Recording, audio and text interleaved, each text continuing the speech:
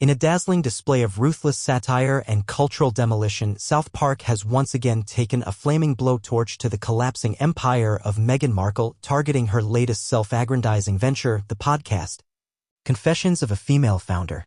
The episode, which aired to roaring reviews and massive online traction, didn't merely mock Markle, it obliterated her with scalpel-sharp ridicule, branding her, in no uncertain terms, a shameless grifter, PR master, tosser, an emblem of everything wrong with modern narcissistic feminism wrapped in celebrity branding.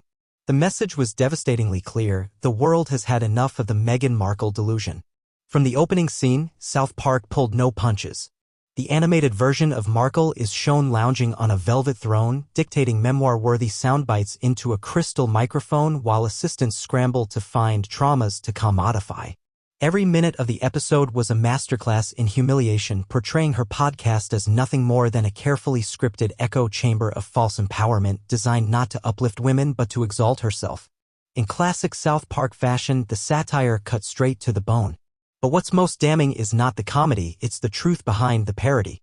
The Real Confessions of a Female Founder, Markle's new podcast effort following the implosion of archetypes and the termination of her $20 million Spotify deal, is already being panned as a hollow, buzzword-laden vanity project.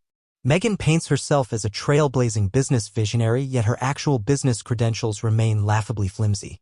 Her previous podcast was accused by Spotify executives, including Bill Simmons, of being full of lazy production and ghostwritten interviews. Her latest podcast is no different.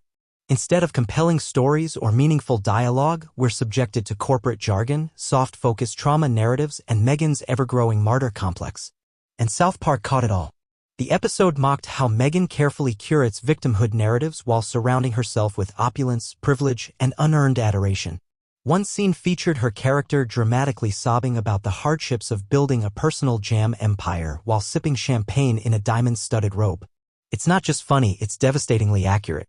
There's an inescapable irony in Markle claiming the mantle of female entrepreneurship when her entire post-royal identity has been propped up by billion-dollar corporations, high-end PR firms, and the borrowed prestige of a monarchy she publicly disdains.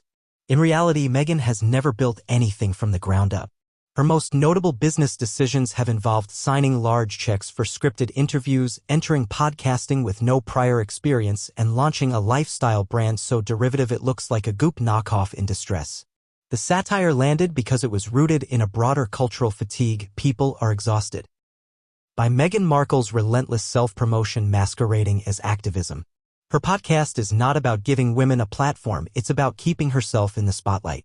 And South Park, a show known for taking down global institutions, rightly placed her in the same category as other self-obsessed elites, out of touch, tone-deaf, and entirely dependent on media manipulation. Let's talk facts.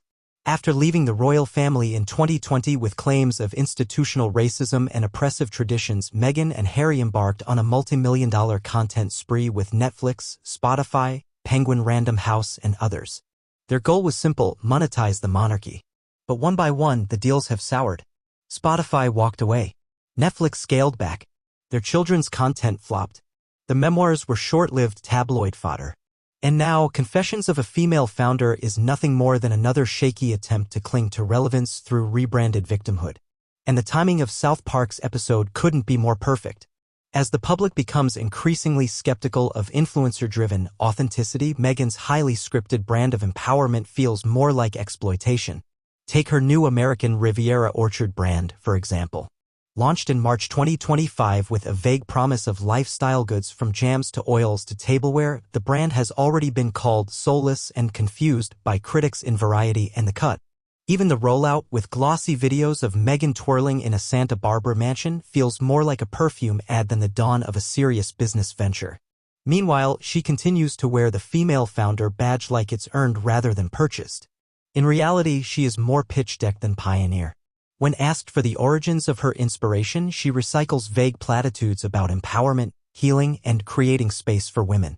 But ask her for actual metrics, case studies, or even a consistent business plan, and the answers vanish faster than her Spotify deal. Even media analysts are beginning to turn. PR Week recently ran a damning piece questioning the sustainability of Meghan's personal brand.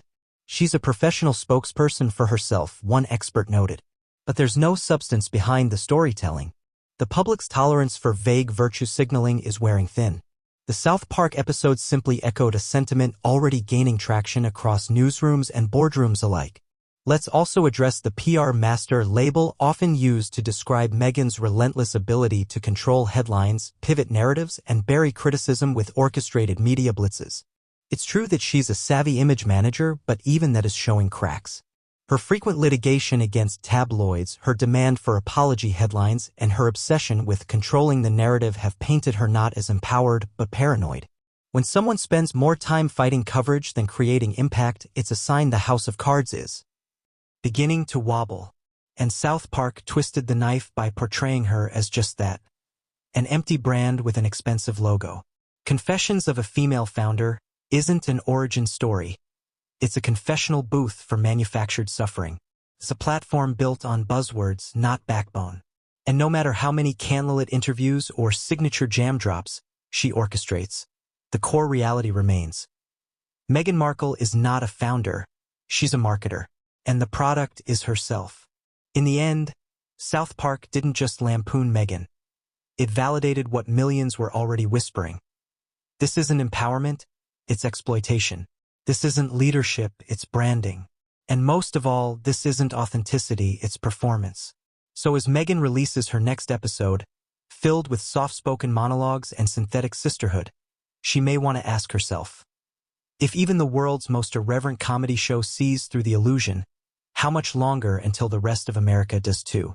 Because satire, unlike PR, never lies.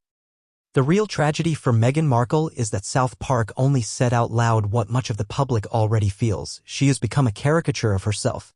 Once seen as a promising voice for modern royalty and progressive causes, she is now increasingly perceived as a product of self-infatuation, manufactured grievance, and media manipulation. Confessions of a Female Founder could have been an opportunity to spotlight real women navigating entrepreneurship. Instead, it centers Meghan again as the eternal heroine in her own melodrama. The world isn't buying it anymore. In Hollywood, where reinvention is currency, Meghan is running out of narratives. Victimhood has a shelf life, and her repeated repackaging of the same struggle-to-triumph story, one already disputed by friends, family, and colleagues, is wearing thin. Add to this the ever-growing skepticism from former allies and celebrities who now keep their distance, and a pattern emerges. Meghan doesn't build, she burns. Her bridges, her brands, her credibility. South Park may be satire, but its reach is cultural truth-telling. And in ridiculing her podcast, it dealt a fatal blow to the illusion of Meghan the mogul. She wanted to be Oprah. She's becoming a punchline instead, and this time there's no scripted redemption arc to save her.